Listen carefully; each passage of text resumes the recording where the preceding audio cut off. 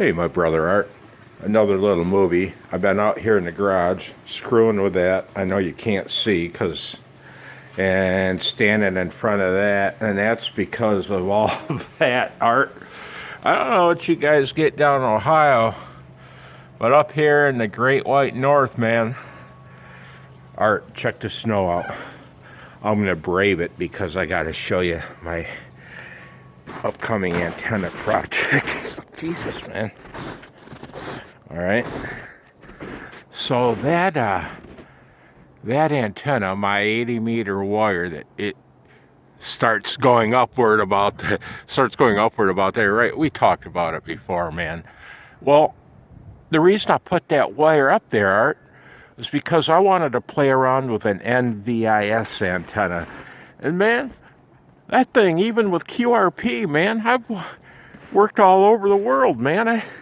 12 or 14 countries. And I'm also going to add a 17-meter wire to the cacti here, since it's antenna weather, Art.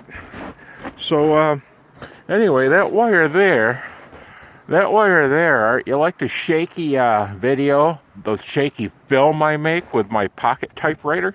It's amazing.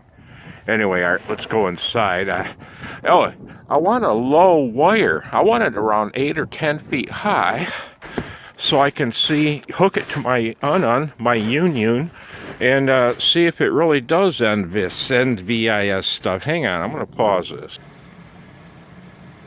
Because up here, Art, King Arthur, is my future NVIS 80-meter antenna experiment support pole.